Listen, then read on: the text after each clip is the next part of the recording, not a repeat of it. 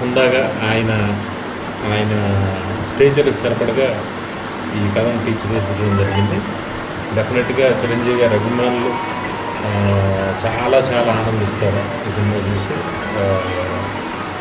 And అందరూ యూనివర్సల్గా చాలా మంచి పేరు తెచ్చే cinema. Thank you.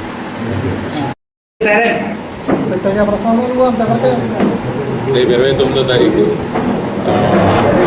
Megastar Chiranjeevi అన్నయ్య గారి 50వ చిత్రం రేపు ప్రారంభించడం పూజ చేస్తున్నాం. నా ప్రతి సినిమాకి ముందు రోజు ఇక్కడికి వచ్చి అంతర్వేది స్వామిని దర్శించుకోవడం, లక్ష్మీనరసింహ స్వామిని దర్శించుకోవడం నాకు ఆనవాయితీ. ఈ 150వ చిత్రాన్ని తీసే అవకాశం, ఆ బాధ్యతల్ని నన్ను నమ్మి నాకు చిరంజీవి గారు అప్పగించడం చాలా ఆనందంగా, చాలా అదృష్టంగా ఫీల్ అవుతుంది. అలాగే రామ్ చరణ్ నిర్మాతగా first film Konidela production company మీద ఈ సినిమా చేయటం, ఫస్ట్ వాళ్ళు ప్రారంభించిన బ్యానర్ నాతో, ఫస్ట్ సినిమా నాదవటం కూడా నాకు చాలా ఆనందంగా ఉంది.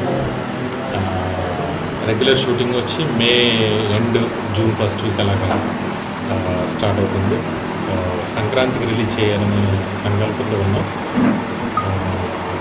సినిమా కావూరికి ఎంతైతే నాకు మంచి పేరు, ఎంత కీర్తి ప్రతిష్టలు వచ్చాయి, ఈ సినిమా కూడా అంత కీర్తి ప్రతిష్టలు వస్తాయి. ఎందుకంటే ఇది అన్నయ్య చిరంజీవి గారికి పర్ఫెక్ట్గా సూట్ అయ్యే కథ. చాలా బాగుంటుంది సినిమా.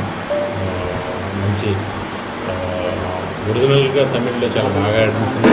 దాంట్లో ఇక్కడికి వచ్చేసరికి చేసిన మార్పుల్లో మనం ఎలా అయితే చిరంజీవి గారిని మంచి కామెడీ టైమింగ్లో చూడాలని అనుకుంటాం, అలాంటి మంచి కామెడీ, మంచి పాటలు, మంచి మ్యూజిక్.